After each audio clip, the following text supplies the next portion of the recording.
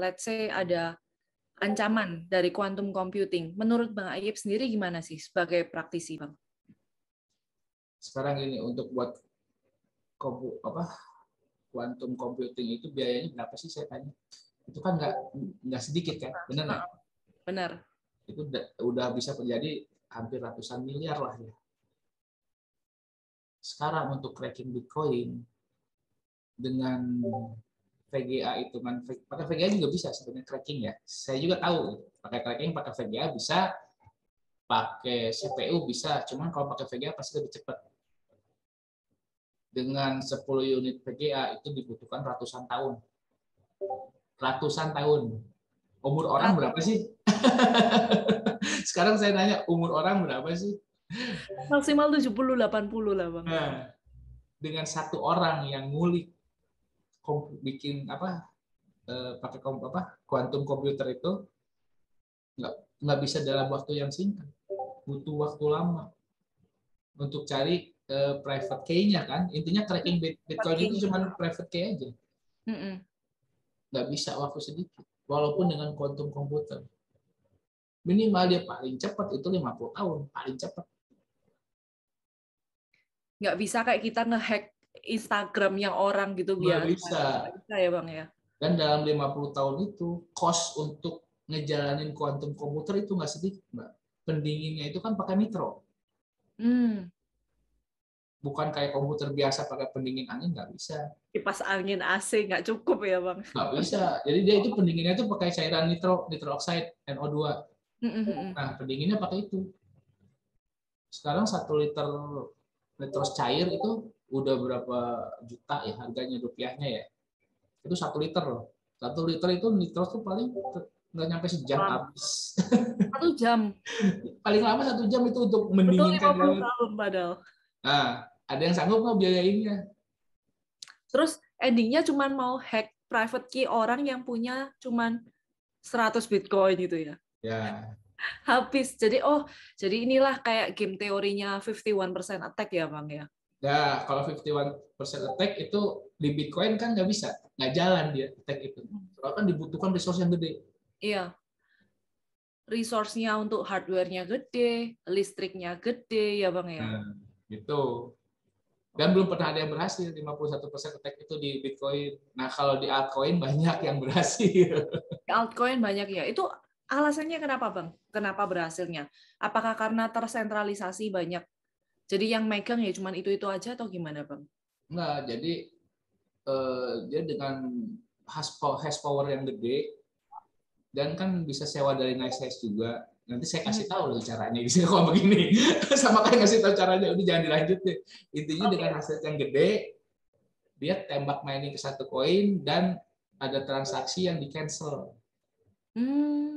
Intinya gitu, tapi saya nggak mau jelasin detailnya, takut ada yang melaksanain nanti. Ya, nanti ada yang ini nih kesempatan nih. Nah, takutnya nanti malah nanya ke situ kan saya nanti jadi repot. Oke, jangan. Nanti malah bawa dosa ini, Bang. Nah, gitu. Kalau masalah gitu sih saya tahu, masalah kayak Bitcoin apa segala macam, masalah untuk attack apa pakai quantum komputer, cuman saya sih ketawa aja dengan berita-berita miring gitu. Emang nggak costnya nggak sedikit, itu kan gede costnya untuk begitu-begitu tuh, dan hasilnya juga nggak bisa 1 jam jadi dapat, nggak bisa. Jadi istilahnya kalau mereka nekat ngelakuin gitu, mereka minus pasti, rugi. Ruginya nggak sedikit, mahal, karena costnya yang tinggi itu. Sama juga ngapain juga ya, Bang ya? Nah, itu. Aku pernah tulis nih, Bang, tentang masalah hack atau kayak masalah 51% attack lah. At least saya untuk secara teknis kemampuan sampai quantum computing jujur saya nggak paham. Tapi yang pasti untuk let's say ngobrolin tentang 51% attack ketika semua miner berkumpul nih.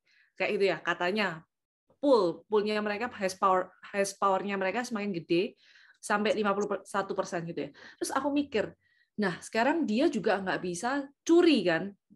Dia cuma bisa double spend kan? Nah, ya tadi ya transaksi di cancel itu. Ya, bukan untuk curi Bitcoin-nya Mas Ayib gitu kan. Cuman bisa untuk 2 kali pakainya duit kita sendiri kan. Nah, kalau duit kita itu cuman 1000 Bitcoin. Nah, what for juga keluarin segitu banyak duit kan untuk listriknya, untuk hardware-nya. Kayak ibaratnya bisnis kayak nggak nyucuk juga. Nyucuk itu apa ya? Kayak nggak Tutupin. gitu kan ya. Ya. Lalu begitu orang tahu bahwa ada peretasan atau double spending, nilai Bitcoin pasti hancur kan? Kalau Bitcoin ya pasti hancur, soalnya kan otomatis orang yang melakukan hal itu pasti dijual langsung kan. Karakter orang hacker kan begitu, dia dapat ini langsung jual gitu kan. Nggak mungkin dia tabung simpen, nggak mungkin. Tapi biasanya yang kejadian hack Bitcoin itu di exchange, Mbak. Kayak phishing gitu ya. Jadi kayak copy linknya orang kayak Ya, gitu. jadi websitenya kesannya sama kayak kita buka exchange biasa, taunya itu bukan website exchange asli. Gitu. Jadi tampilan sama persis mirip. Kita login apa segala macam, taunya loginnya gagal padahal Itu bukan website yang asli gitu ya. tapi tampilan mirip. Dulu kejadian berapa kali banyak. Saya waktu MTGO ngalamin, Mbak. Wow. Ngalamin itu kena Bitstamp, kena hack, ngalamin. Tapi hati-hati. Binance sih nggak aman. Selama ini saya nggak sampai kena gimana. Binance kan kena juga sempat, tapi dibalikin juga. Tapi di Binance itu waktu itu nggak gede. Yang parah tuh yang di Bitstamp sama MTGO. MTGO sih hilang total. Tapi nggak banyak sih itu yang waktu itu yang untuk ngambilnya aja gitu. Maksudnya untuk dicairin. Gitu. Untung sih. Untung nggak. Makanya nggak berani nyimpen di exchange itu ya begitu resikonya. Lebih baik ditaruh di cold wallet ya. Atau kayak di hardware yang nggak nyambung ke internet gitu kan ya Bang ya maksudnya. Ya, tapi kalau saya sih kayak hard wallet yang kayak Trezor gitu masih kurang yakin ya. Soalnya kan itu bikinan orang. Bikinan orang walaupun security-nya kuat tapi tetap bisa kena aja. Ledger pun sama ya Bang ya? Sama. Kalau saya sih mendingan di komputer pribadi tapi yang nggak dipakai sama sekali, khusus wallet aja. Simpen. Pakai software apa itu Bang? Bitcoin ini, wallet Bitcoin. Wallet Bitcoin gitu ya? Wallet Bitcoin biasanya standar gitu. Oke. Gitu aja, simpen gitu aja. Tapi di komputer biasa tanpa nyambung internet, kalau mau ditransfer baru colok. Oke. Baru colok, udah dari situnya udah terkirim, udah matiin lagi, cabut lagi LAN-nya. Langsung aja gitu, nggak pakai. Jadi di komputer itu nggak ada software apa-apa, sama sekali nggak ada apa-apa. Pakai Windows tapi Bitcoin ya. Ya, udah paling aman lah itu. Cuman emang kita harus punya backup kayak private key-nya. Kita simpen kalau ada apa-apa di hardware PC-nya, kita bisa pindah bikin wallet baru. Bukan wallet baru, wallet lama tapi di restore lagi istilahnya, pakai private key-nya. Oke. Itu harus ada itu. Tetap harus disimpan di tempat yang paling riskan sih private key sebenarnya. Itu yang paling riskan. Kalau wallet sih mereka mau cloning nih walletnya, tapi kan tetap kalau dia nggak tahu private key-nya nggak bisa. Nah, ada nih beberapa teman yang juga misalnya kayak pakai Blue Wallet gitu ya Bang ya. Ditaruh di HP gitu. Nah, kalau HP aman nggak tanpa sambungan internet apapun gitu? Prinsipnya sama nggak sama kayak komputer gitu Bang? Hardware ini masalahnya handphone kan kekuatannya nggak sekuat PC ya. PC ya, bukan laptop ya Bang ya berarti ya? PC ya. Kalau saya nyimpan di PC, kalau laptop juga kan sama. Pakai ada baterainya, komponennya kan lebih tertutup. PC sih yang paling kuat kalau saya. Kalau di handphone beresiko masih. Tapi kalau misalnya gini, handphonenya khusus untuk itu dan punya private key-nya disimpan yang tempat aman, di mana handphonenya rusak, bisa di backup lagi, di restore lagi si Bitcoin walletnya itu. Oke. Yang pasti sih PC sih yang aman, PC dan hard disk harus gede aja. Soalnya kan filenya blockchain-nya Bitcoin kan gede. Itu. Paham. Paling aman ya udah PC deh, selesai. Gitu. Oke. Gini untuk Bang Ayub juga pasti share ke keluarga juga kan ya. Jadi jangan sampai kalau ada apa-apa kita nggak bisa distribusiin aset dong ya. Harus tahu, keluarga harus tahu, jelas harus tahu. Jadi yang penting private key-nya itu sama cara belajar kalau ada apa-apa restore-nya gimana sih caranya. Gitu. Private key-nya simpennya harus tempat aman aja. Oke. Nah, menurut Bang Ayub sendiri, Bitcoin ini bisa fail nggak sih? Bisa gagal nggak sih? Gagalnya kalau miner semua mati. Gagal kalau miner semua mati. Itu gagal, pasti berhenti itu Miners Bitcoin. atau nodes, Bang? Kalau nodes kan tiap orang bisa bikin baru, bisa hidupin baru. Sekarang kan node tuh udah jutaan node itu, node-nya Bitcoin. Iya. Tapi kalau miners semua mati, ini bahaya ya, Bang ya? Iya, soalnya kan blockchain-nya bergeraknya dari mining. Proses perpindahan pengiriman koin semua bergeraknya dari miner itu. Oke.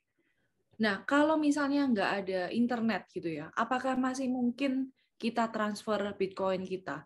Ini kan saya cuma baca kan ya, ada yang menggunakan kayak radio wave gitu. Pernah nggak Bang Ayub coba gitu, Bang?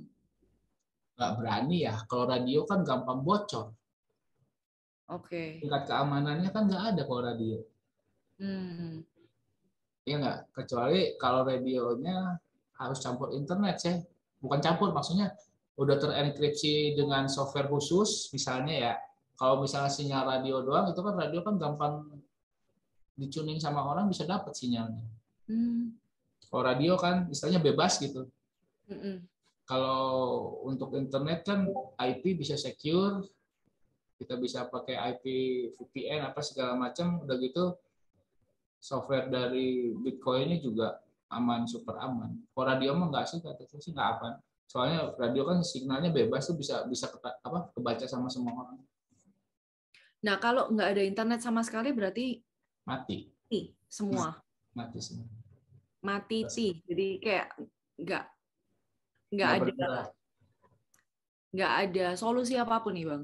Nggak ada. Soalnya kan softwarenya kan di internet, bergeraknya dari internet. Softwarenya kan sinkronisasi. Jadi sebenarnya sinkronisasi wallet blockchain tiap orang itu kan dia download blockchain-nya itu dari node-node yang udah jalan. Iya. Gitu. Nah kalau semuanya misalnya node-nya mati semua nih, ya udah selesai, berhenti, Bitcoin nggak bisa dikirim, nggak bisa nerima. Oke. Tapi apakah mungkin itu terjadi, Bang? Seluruh internet di dunia mati? Ya kalau kiamat mungkin. Kiamat. Jadi kalau kiamat. Hari akhir gitu ya. Tapi kalau semua internet mati, berarti semua yang lain pun juga nggak bisa jalan dong ya? Iya, semua. Mau handphone apa, semua pasti selesai urusannya. Kembali purbakala ya. Nah, gitu. Jadi kirim berita pakai surat, yang gitu-gitulah zaman dulu. Nah, melihat tetap adanya resiko seperti ini, apa yang membuat Mas Ayub ini tetap, ya aku mau simpennya ya di Bitcoin? Resiko itu terjadi. Bang Ayub kan udah tahu resikonya kan, bahwa internet ini adalah hal yang krusial. Mining adalah hal yang krusial. Nah, banyak nih yang orang-orang yang takut nih, kalau benar-benar nggak ada internet gimana? Lalu kalau minersnya mati semua gimana? Dihancurin sama negara gimana? Bitcoin yang udah aku punya misalnya puluhan, ratusan, gimana dong kayak itu? Kalau nggak ada internet, kita nyimpen duit di bank juga, data bank servernya mati, kita nggak bisa ngambil tetap. Pasti bank nggak mau ngeluarin duit berdasarkan cuma buku tabungan. Dia kan data server. Internet juga kan urusannya. Jadi ya kalau Bitcoin nggak ada internet mati pasti. Nggak ada internet di dunia semua mati. Jadi udah paling internet ya udah paling utama istilahnya itu untuk bisnis cryptocurrency ini ataupun digital world sekarang itu kan udah internet udah nomor satu kebutuhannya. Gitu. Jadi jangan jangan patokannya kalau Bitcoin nggak ada ini gimana, kalau Bitcoin nggak ada itu gimana. Kalau nggak ada internet, semua juga ikutan mati, bukan di Bitcoin aja. Seluruh kacau juga ya, Bang ya? Iya, pasti gitu. Kita mikirnya jangan sampai ke Bitcoin aja, global juga harus dipikirin sama. Oke, jangan kemakan fatnya orang ya, jadi kayak takutan yang disebarin. Padahal perbankan pun juga mati kalau tanpa internet ya, Bang ya? Iya, jangankan Bitcoin perbankan. Servernya cuma satu, Bang. Iya. Kalau Bitcoin, mungkin internet di Indonesia, penyedia internet semua lagi error nih ya. Let's say A, B, C, semuanya itu mati. Tapi selama ada internet ataupun miner masih jalan di US, tempat lain, Nggak masalah, nggak usah masih takut. bisa di restore kan? Iya kan? Semua datanya juga. Bisa. Jadi kan mati kalau misalnya benar-benar internet mati sedunia, ya berhenti Bitcoin juga. Bank juga berhenti gitu kan. Kalau misalnya di Indonesia nih, se-Indonesia internet provider mati semua nih, total, no. Itu Bitcoin node masih jalan yang lain kan. Miner juga kan bukan dari Indonesia aja yang banyak, khusus sekarang dari Amerika yang banyak. Iya, semenjak diusir dari Cina kan. Nah gitu, pada Langsung pindahnya ke sana emang. Gitu. Jadi nggak usah takut lah. Node itu bukan 1-2 biji, itu ribuan, jutaan malah sekarang. Gitu. Jadi jangan takut. Tetap ada backup. Ini pentingnya desentralisasi berarti ya Bang ya. Nah, itu Server nggak begitu. hanya di satu gitu kan. Nah, iya, jadi istilahnya kalau kasarnya servernya bukan di satu tempat, bukan di satu negara, bukan di satu lokasi. Jadi lokasinya benar-benar dunia. Gitu, Oke. gitu. Jadi misalnya di satu negara apa, jangan satu negara deh, setengah dunia nih mati internetnya nih, masih ada setengah dunia kan yang jalan. Nah, itu Bitcoin masih tetap jalan. Beda Mungkin sama cuma rate-nya aja yang turun gitu ya Bang ya. aset pasti turun, satu aset yang turun, yang kedua proses pengiriman awalnya agak lambat dulu karena apa? Difficulty-nya belum ngikutin turun. Jadi kan difficulty-nya ada adjustment-nya tuh. Ya. Difficulty adjustment. Kalau misalnya hasil nih tiba-tiba hilang separoh lah taruh ya. Si hasil kan tinggal separoh tapi difficulty-nya masih sama, pas hasil masih tinggi. Nah itu pengiriman agak macet sedikit. Tertunda. Tertunda, cuman nanti difficulty kan dia nge-adjustment lagi, dia turun, ikut turun, ikut turun, ikut turun. Nanti kalau udah ikutin standar hasil yang dari jalan, itu lancar lagi aja. Biasa. Begitu. Jadi nggak usah takut lah, santai aja. Walaupun satu-satunya miner di dunia tinggal Bang Ayib pun juga masih bisa ya? Masih bisa jalan. Oke. Nggak usah takut gitu. Bang Ayib, ini aku ada pertanyaan lagi nih, terakhir nih sebelum saya nggak ganggu terus Bang Ya nggak Ayib. apa-apa, santai aja. Apa namanya? Kalau nih Bang, begitu banyaknya altcoin ya, misalnya kayak, oh ini teknologinya lebih bagus daripada Bitcoin, ini lebih bagus daripada Bitcoin. Selalu kan mereka klaim kayak itu. Nah, menurut Bang Ayib sendiri, apakah ada yang memang demikian dari sisi Anda sebagai praktisi? Banyak. Teknologi yang lebih bagus dari Bitcoin banyak. Cuman Lalu kenapa investnya cuma di Bitcoin, Bang Ayub? Akumulasinya. real use-nya. Real-nya. Real use-nya untuk pakai transaksi itu Bitcoin paling tinggi rate-nya. Jadi Bitcoin itu kayak apa ya? Ibunya para koin lah. Sekarang lihat, kalau dulu gini, kalau dulu Bitcoin anjlok, altcoin naik kan harganya. Nah, tambah ke sini Bitcoin naik, jadi tambah ke sini altcoin tuh ngikutin Bitcoin. Bitcoin naik, ikut altcoin naik. Bitcoin turun, altcoin ikut anjlok. Jadi udah emang mother-nya lah istilahnya. Mother of coin itu ya Bitcoin, udah nggak ada lagi. Dan real use-nya itu paling gede tetap Bitcoin. Real use untuk pakai belanja ya. Itu kayak New Age apa segala macam udah pakai kripto. Kayak saya beli barang alat-alat mining udah pakai kripto bayarnya, udah nggak usah transfer bank. Fee-nya juga kecil. Iya, Fee-nya kecil. bayangin kalau transfer ke Cina pakai bank biasa kan juga mahal ya. Ya pertama transfer mahal, udah gitu nyampenya kan semingguan, 4 hari paling cepat lah. Nah kalau Bitcoin kan nyampe sejam. Iya. Ongkosnya paling 50.000 sampai 100.000 maksimal. Kan kalau transfer duit ke antar negara $25. Iya. Itu. Belum namanya juga, belum selisih kursnya juga. Nah, jadi sebenarnya udah paling enak sih kalau misalnya apalagi diperbolehkan untuk transaksi di sini gitu ya di Indonesia gitu. Untuk masalahnya gini, yang saya pikirin sih dulu sempat mikirin yang kasihan para TKW. Untuk ngirim duit dari misalnya dia kerja di Korea, apa kerja di Taiwan, apa di Cina, kirim duit ke Indonesia kan dia ke keluarganya ya. Iya. Pertama kepotong ongkos gede, kedua waktu pengiriman lama. Otomatis kalau ada keperluan mendadak kan susah nih. Benar-benar. Judulnya. Nah dengan kripto ini membantu banget sebenarnya gitu. Dulu sempat ada pembicaraan sih sama temen yang punya perusahaan-perusahaan gitu, cuman mereka bingung ininya apa. Berarti kan mereka tuh harus punya dana untuk nampung dulu di sana dan ada dana di sini untuk mencairkan ke keluarganya kan. Mm-mm. Intinya begitu kan.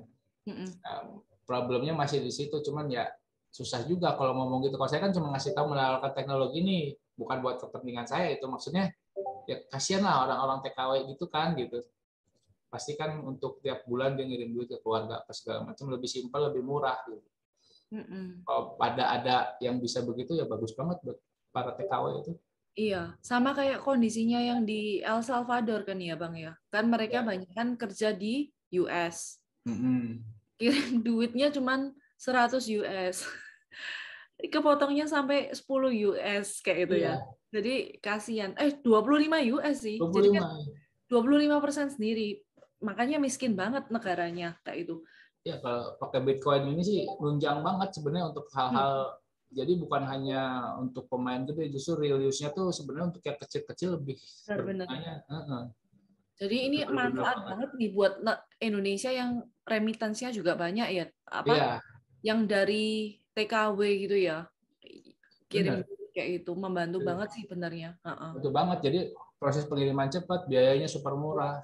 Hmm. Jauh lah sama, ya bukan ngeremehin bang ya, cuman ya kenyataan lapangan lah gitu. Ya mejanya banyak juga soalnya Bang ya. Yang Ya, dikasih makan karyawannya kan juga banyak juga. iya benar. Iya sih. Tapi kalau memang kita ada yang lebih efisien dan lebih membantu untuk para TKW, TKI itu pun juga luar biasa sih pakai teknologi ini ya Bang ya. Ya kalau misalnya harus, ya misalnya kalau main bikin sih sebenarnya takutnya bentrok sama regulasi ya. Benar. Harus ada regulasi resminya dulu, baru bisa dijalanin gitu. Itu sih intinya. Bisa lewat Betul. exchanger gitu, cuman kan tetap selain exchanger kan harus tetap ada orang yang ngelakuin hal itunya dulu gitu. Istilahnya ada perusahaannya gitu untuk transfer duit apa segala macam, walaupun tetap lewat exchange basicnya Hmm. Kayak gitu. strike gitu ya. Tapi ya kadang masih bisa diakali kalau misalnya mereka nih punya eh, misalnya punya Binance gitu ya. Mereka di Taiwan gitu ya. Mereka udah punya akun Binance sendiri. Dan orang di Indonesia udah punya akun Binance sendiri. Tinggal transfer aja pun kan juga bisa ya Bang ya. Tanpa pihak ketiga kan. Bisa, cuman kan rata-rata ya maaf-maaf ini sih ya. Nggak paham ya. Nah, orang-orang itu kan Edukasinya gitu ya memang. teknologi ini kan tinggi. Kalau sambil berjalan sambil diedukasi mungkin mereka bisa. Cuman ya pasti susah sih. Susah Kan jamin. salah address mateng kan. Nah, hilang kan langsung duitnya gitu gitu teknologi Heeh. itu udah gitu orang orang yang di Indonesianya kan rata-rata ya yang kerja jadi TKW mungkin keluarganya ada yang masih di perkampungan. Yang kurang paham handphone gitu ya. Nah, kurang paham handphone, internetnya masih terbatas. Jadi susah gitu kalau gitu. Itu aja sih yang saya pikirin, maksudnya karena kondisi di Indonesianya orang-orangnya untuk teknologi ini belum nyampe. Iya. Jadi ini sih harus harus ada yang akomodir, tapi mereka juga jangan ngambil profitnya Keuntungan. gila-gilaan gitu kan. Nah, itu sih yang dilakuin sama El Salvador sama kayak ya memang tetap ada penyedianya ATM-nya, lalu Ya, penyedia jaringannya misalnya Shivo ya. Chivo atau Shivo itu. Mereka pun juga turun ke jalan untuk edukasi. ya harus Sama gitu. kayak kalau enggak kan ya mereka nggak bisa dipakai juga kan ya Bang ya. Tapi ya itu karena supportnya pemerintah udah langsung jadi legal tender kayak gitu. Ya itu ya, pentingnya di situ aja sebenarnya gitu. Oke, jadi memang nggak ada yang perlu dikhawatirin sih ya. Itu yang Nah, terlalu banyak pikiran aneh-aneh, udah pikirannya cuman ini terlalu terlambat nggak? Kayak gitu. Apakah ini udah dipuja? Selalu muter kayak gitu terus ya Bang ya. itu pertanyaan tiap tahun pasti ada. Saya kan banyak yang nanya juga kan ke IG, ke Facebook. Mm-mm. Kadang-kadang ada yang nyasar ke WA atau tahu nomor dari mana. Ada aja. Nah, ya saya jelasin aja kalau nanya gitu itu orang yang waktu itu 5 sampai berapa tahun ke belakang itu udah banyak yang nanya gitu. Mm-mm. Ada yang waktu itu dia langsung start, ada yang sampai sekarang masih nanya. Gitu. Ada yang sampai nanya, sama saya sekarang sampai nanya gitu. Pas saya jawab, dulu tanya tahun berapa harga Bitcoin berapa, sekarang tanya lihat harga Bitcoin berapa. Mau nanya sampai kapan gitu kan. Kalau mau bergerak ya take action aja, masuk.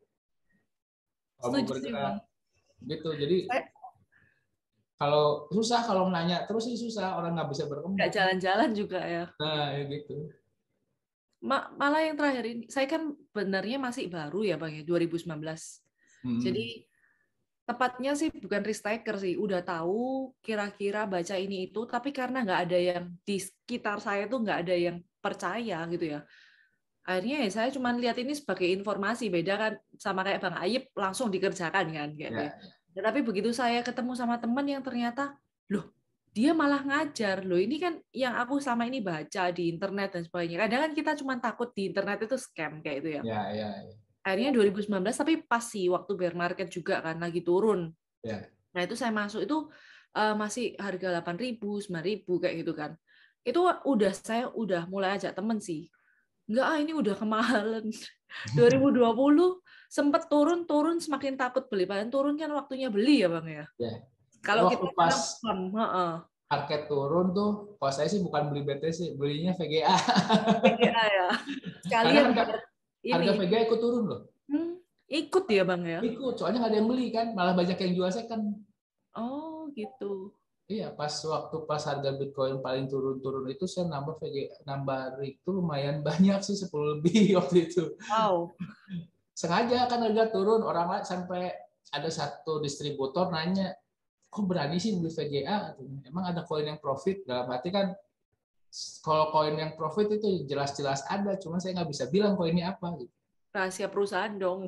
Nah, gitu. Pertama rahasia perusahaan, kedua kalau ini kan koinnya koin kecil ya istilahnya. Kalau banyak yang tahu, otomatis nih koin hancur nanti. Mereka kan nggak maintenance. Kalau saya kan mining itu kan nggak selalu langsung dikonvert ke BTC, ada yang ditahan kayak tadi ceritain Dulu. nah, ditahan dulu, jadi si koinnya harganya nggak langsung blok jatuh ke bawah gitu. Oke. Gitu. Koin baru sih sebenarnya yang paling saya profit tuh yang dulu itu yang saya cerita di YouTube itu. Nah itu gila-gilaan itu profit. Cuma seminggu main ini. Wow. Asli. Dan banyak koin-koin lain yang profitnya gede juga. Cuman ada yang bikin masuk rumah sakit, ada yang sakit bikin sakit. Saya sempat baca yang punggungnya atau bahunya sampai cedera itu ya Bang ya. Oh iya, itu sih udah berapa kali cedera lah. Waduh. Yang waktu yang paling parah itu ada satu koin, dia software miningnya cuma ada di Linux. Nah saya itu ngeblank Linux, waktu itu nggak tahu sama sekali Linux. Nol aja Linux. Itu jadi learning by doing bener-bener tuh, 2 hari nggak tidur. What? Belajar Linux dadakan sampai bisa ngejalanin softwarenya buat main. Itu waktu itu yang paling parah sebenarnya, sampai sakit segala macam, tapi ya alhamdulillah hasilnya lumayan. Ada usaha ada hasil pasti ya Bang ya. Ya, kalau saya sih dulu gitu, kalau misalnya sesuatu belum kena, itu belum kekejar, belum targetnya belum kena, Terus, ya. belum berhasil dikerjain terus. Tapi kalau sekarang nggak. Sekarang sih kalau misalnya udah 6 jam nih nggak berhasil, istirahat dulu deh gitu. Soalnya inget dulu kan takutnya tambah parah. Iya. Gitu. Biar balance juga ya. Gitu. Ya. Iya Umur sih. kan nambah terus soalnya. Itu yang nggak bisa ditolak. Ini resiko yang pasti ada. Iya benar. Masalah umur. Daripada sakit biaya mahalnya yang sakit biaya sakitnya yang mahal ya Bang ya. Iya benar. Oke, thank you Bang. Ini sampai kayak ada sesi kedua. Bang Ayib ada Instagram ya berarti ya harusnya ya. Ada. Saya kira di Twitter doang. Nanti saya coba carinya, follow-nya juga. Nanti share di WhatsApp ya Bang ya. Boleh, ada. Oke. Thank you banget buat ilmunya. Ya kalau ada apa-apa sih WA aja lah. Siap Bang. Moga ada kesempatan ketemu juga. Kalau ini di Subang ya? Subang atau Bandungnya? Sekarang? Di Bandung. Di Bandung. Kalau ada kesempatan saya main ke Bandung, Bang. Boleh nanti ketemu aja. Ngeribet nanti. Mau main ke rumah boleh, lihat trik nggak apa-apa bisa. Iya. Oke, Gitu. nanti saya ajak Dea juga. Dea di Bali nih Bang, dia.